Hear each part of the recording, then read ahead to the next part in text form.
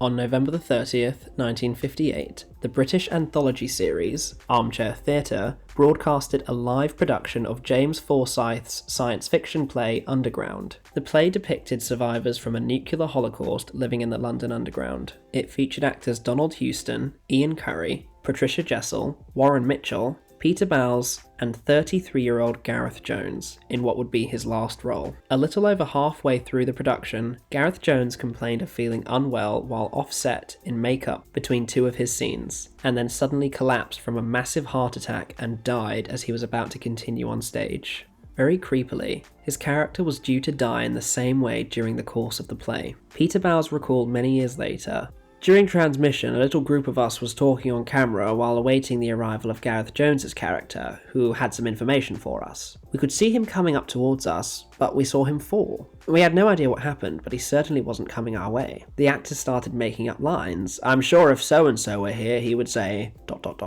Producer Sidney Newman instructed director Todd Kotcheff to continue with the play and shoot it like a football match, meaning to follow the characters around as they improvised a way of coping with the missing cast member. Fortunately, his collapse was not caught on camera, and the play was restructured by Kotcheff during a commercial break so that Jones's character would no longer be required and the play could continue as planned in its broadcast slot. When the performance was over, the cast members were finally told that Jones had died. It was feared that Houston, a close friend of Jones's, would have been unable to perform had he known, as well as everyone else's general morale being brought down by the news. A slightly fun, more optimistic fact is that, while Kotcheff was on the studio floor, the inexperienced production assistant Verity Lambert, later to become the founding producer of Doctor Who, directed camera movements from the studio gallery. Live television transmissions at the time were not automatically recorded or preserved by ITV, and no off-air recordings of the broadcast are known to exist either. While VCR capabilities weren't introduced until the mid-60s, the ability to record audio from a television was known to have existed by 1958, but no soundtrack copies appear to have survived either. This teleplay is considered permanently lost. The Blues Brothers was a critically and commercially acclaimed musical comedy film released in 1980. The film was directed by John Landis and co-starred John Belushi and Dan Aykroyd, two legends famous from Saturday Night Live. The film was known to have a somewhat troubled production, fueled mainly by Belushi's constant drug use and partying, as well as the extended car chases making it one of the most expensive comedies ever made at the time, with an estimated budget of $27 to $30 million. The film was such a success after an initially poor opening weekend that it earned itself a cult following and is considered by some as one of the best comedies ever made, myself included. So much appreciation surrounded the film, it spawned a critical and commercial failure of a sequel 18 years later, and it was selected for preservation by the National Film Registry at Library of Congress as being culturally, historically, or aesthetically significant. Filmed during the summer and fall of 1979, primarily around Chicago and its surrounding suburbs, the film was originally intended to be a roadshow attraction, lasting nearly 3 hours with an intermission. The roadshow cut was shown only once to a select few at the Pickwood Theatre in West Los Angeles, where afterward, Landis was asked to make cuts.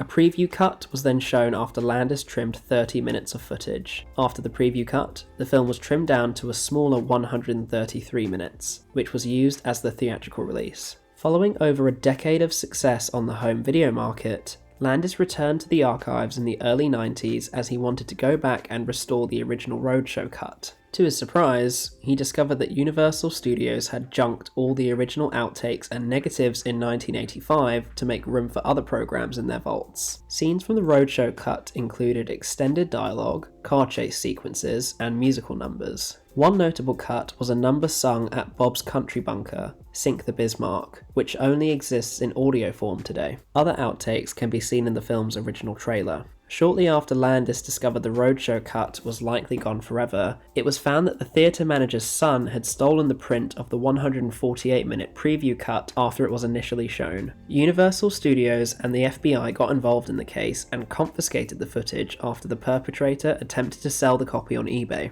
The preview cut is known today as the extended edition of the film. This version can easily be found on subsequent VHS, DVD, and Blu-ray releases. However, the extended scenes aren't upgraded and color corrected to match the rest of the transfer on the Blu-ray. While we have the closest thing to Landis' original version we're ever going to get, The roadshow cut is now considered permanently lost.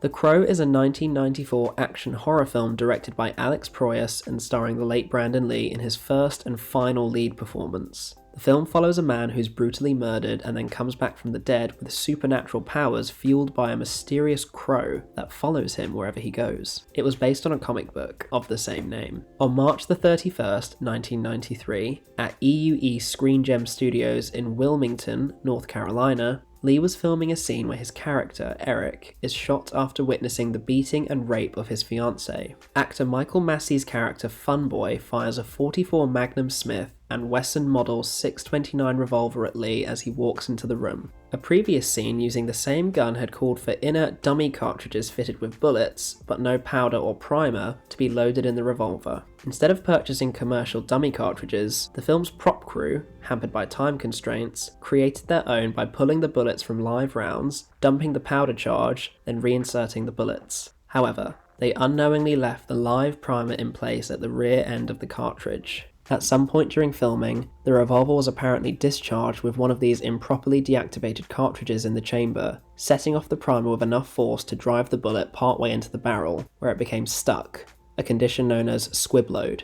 As the production company had sent the firearms specialist home early, responsibility for the guns was given to a prop assistant who was not aware of the rule for checking all firearms before and after any handling. Therefore, the barrel was not checked for obstructions when it came time to load it with blank rounds. Since the actor Michael Massey, who delivered the fatal blow, was so traumatized by the event that he returned to New York and took a year off from acting, and never saw the film.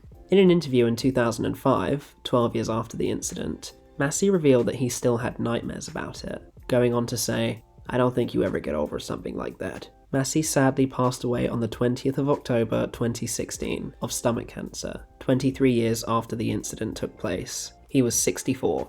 Lee's death and subsequent rush to the hospital was unfortunately caught on camera and was said to have been destroyed under the insistence of Proyas. However, some of the cameramen claim otherwise, including one who even claimed to own a copy of the death footage. This footage has never been released or seen, and no legitimate stills from the footage have been found either, which suggests that these claims may be fake, or that if it does exist, it will never be seen publicly. Film can last for thousands of years if well preserved, some older nitrate prints from almost 100 years ago even being in better condition than more stable film stock from a mere few decades ago. So if it is ever found, let's hope that it's decayed beyond viewability, because I don't think anyone wants to see what happened to him. This footage will hopefully remain permanently lost. Dr. Strangelove, or How I Learned to Stop Worrying and Love the Bomb, is a 1964 black comedy film directed, produced, and co-written by Stanley Kubrick. The film was intended as a satire on the Cold War and the public's attitudes towards it at the time, and focused on a group of politicians attempting to prevent a nuclear holocaust after a mentally ill Air Force general orders a strike on the Soviet Union. The final version of the film ended with the formerly wheelchair-bound title character Dr. Strangelove, played by Peter Sellers, emerging from his wheelchair and taking a few steps, followed by an abrupt cut to a montage of atomic bombs detonating. However, the film's original ending was 11 minutes long and featured a large-scale pie fight taking place within the war room.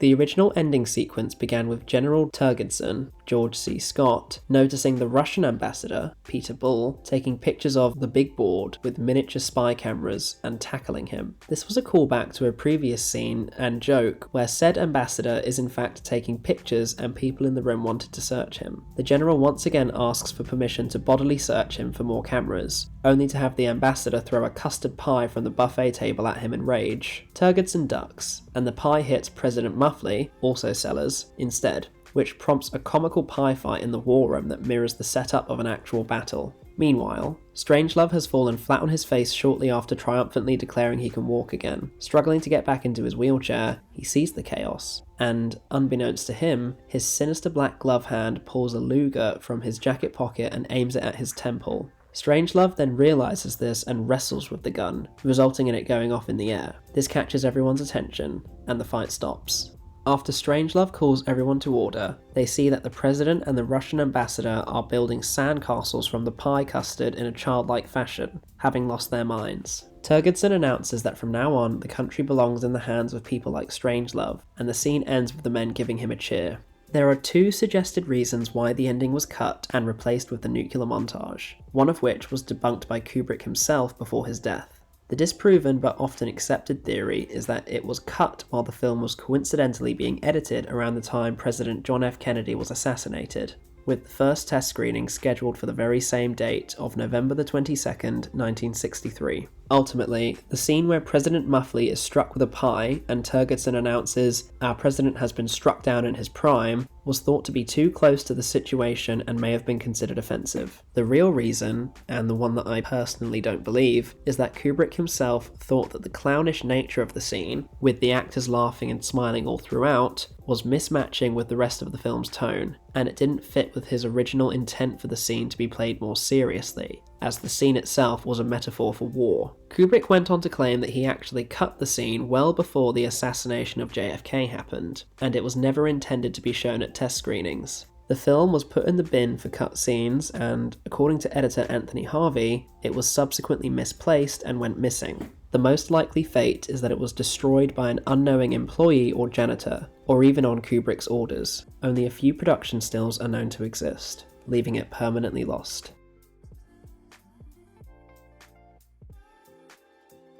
Universal's Frankenstein is one of the most popular, iconic, and beloved horror films of all time. One of the biggest draws to the film is Boris Karloff's sympathetic performance as the monster, which has become one of the most recognisable portrayals of the monster. However, prolific horror actor Bela Lugosi was originally going to play the monster instead. While filming Dracula, Universal decided to start their next project, which became Frankenstein. Lugosi was the first actor to be cast as the monster, and he was quite interested in the role, going as far as creating his own makeup. However, his design was rejected. Several test reels with Edward Van Sloan, Dr. Waldman, and another which clocked in at 20 minutes were filmed on Dracula sets and directed by Robert Florey. After these tests, Lugosi rejected the non-speaking and heavily made-up role, stating that he was a star in his country and wouldn't be a scarecrow here. After the film was released, Lugosi regretted his decision. He would have quite a tragic life in the following decades, mostly brought on by sciatic neuritis, typecasting, studio meddling using him as a name only, and drug addiction. Boris Karloff would even receive top billing on every film they co-starred in, even The Raven, which Lugosi was the main character in. After being found living in obscurity and near poverty, Lugosi had a resurgence thanks to director and close friend Ed Wood, who was a fan of Lugosi and helped him out of his financial rut. During the height of their collaborations, Lugosi sadly passed away in 1956 of a heart attack. He was 73. Despite his popularity at the time and his powerful legacy amongst horror fans today, Lugosi's test reels were not, and still have not, been released in any form and have since faded into obscurity. Copies may still exist in an archive, but this seems unlikely, as extensive home media releases have left open this possibility, but they haven't been utilised. The reels most likely either deteriorated beyond restoration or they were destroyed, making them permanently lost.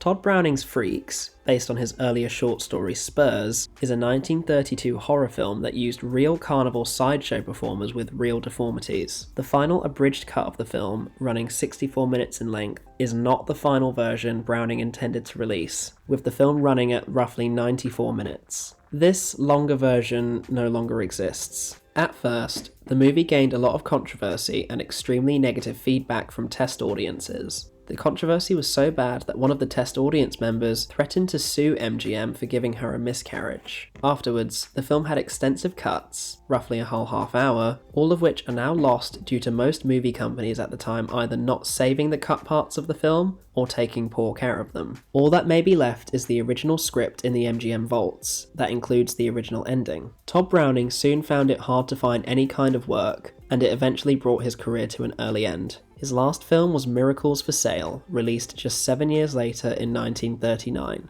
after which he retired. Though it received critical backlash and was a box office failure upon initial release, Freaks was subject to a public and critical reappraisal in the 1960s, as a long-forgotten Hollywood classic, particularly in Europe, and it was screened at the 1962 Venice Film Festival. Browning later died that same year at the age of 82, shortly after Freaks was unbanned in the United Kingdom and received reappraisal. In retrospect, numerous film critics have suggested that the film represents a starkly sympathetic portrait of its sideshow characters, rather than an exploitative one, with Andrew Sarris declaring Freaks one of the most compassionate films ever made. Nonetheless, critics have continued to take note of the film's horror elements, and fans such as myself won't deny that either. According to test audiences, some of these cuts included scenes in the film cut short, small comedy bits, the relationship between the characters Venus and Frozzo, the growing hatred between Venus and Hercules, which leads to near the end of the film where he attacks her with the intention to kill and fights Frozzo, and a completely different ending compared to the happy one MGM forced Browning to reshoot and add to the film. In the original ending, the chase scene of Cleo is longer and includes the freaks chasing Hercules.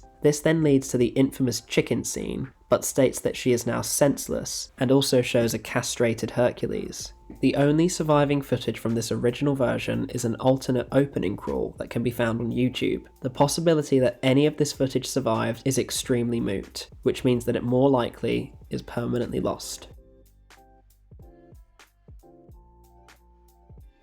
Austrian-born Erich von Stroheim's 1924 silent film Greed, based on Frank Norris's 1899 novel McTeague, is regarded by many to be one of the greatest films ever made, despite the fact that it was a complete failure commercially and critically, and that more than half of the movie was cut before its mass public release. Greed was one of the few films of its time to be shot entirely on location, with Stroheim shooting approximately 85 hours of footage before editing. 2 months alone were spent shooting in Death Valley for the film's final sequence, and many of the cast and crew became ill. Stroheim used sophisticated filming techniques, such as a deep focus cinematography and montage editing. He considered Greed to be a Greek tragedy, in which environment and heredity controlled the characters' fates and reduced them to primitive betes humains, human beasts, a naturalistic concept in the vein of Zola. The original cut was reportedly around or longer than 8 hours, some say 9 hours, and ran between 42 and 47 film reels, but was cut down to about 4 hours, 24 reels, by von Stroheim himself, partly against his will, after which time he insisted that he could not, or would not, cut another single frame of footage from the film. The film was then given to von Stroheim's colleagues, film director Rex Ingram and editor Grant Whiteock,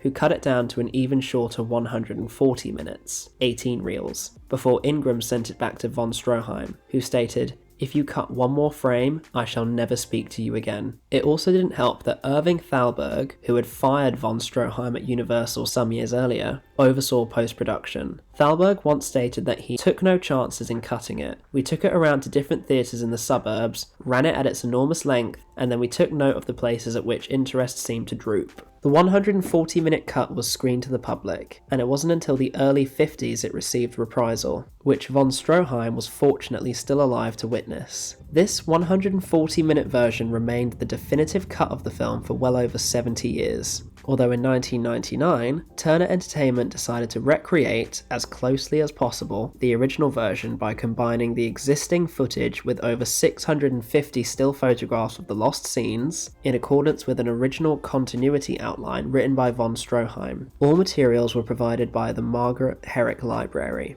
It was produced by film preservationist Rick Schmidlin and edited by Glenn Morgan. Schmidlin restored many characters and subplots from the original version. A new musical score was composed by Robert Israel. The final product, which cost $100,000 to produce, was called by Schmidlin a reconstruction of von Stroheim's lost narrative. Rick Schmidlin is a name you might recognise, as he is also responsible for the restoration of the previously lost film The Grim Game, was the producer for the re-edit of Orson Welles' Touch of Evil, and also produced the 45-minute reconstruction of London After Midnight, making him something of a hero in the world of film preservation. The Greed Recon premiered at the 1999 Telluride Film Festival, and was later screened at the Venice Film Festival and the Pordenone Silent Film Festival before being aired on Turner Classic Movies on December 5th, 1999. Film critic Todd McCarthy called the restored version of Greed a triumph. Roger Ebert called Greed a masterpiece and said that the restored Schmidlin cut illustrates the prudish sensibilities that went into MGM's chop job.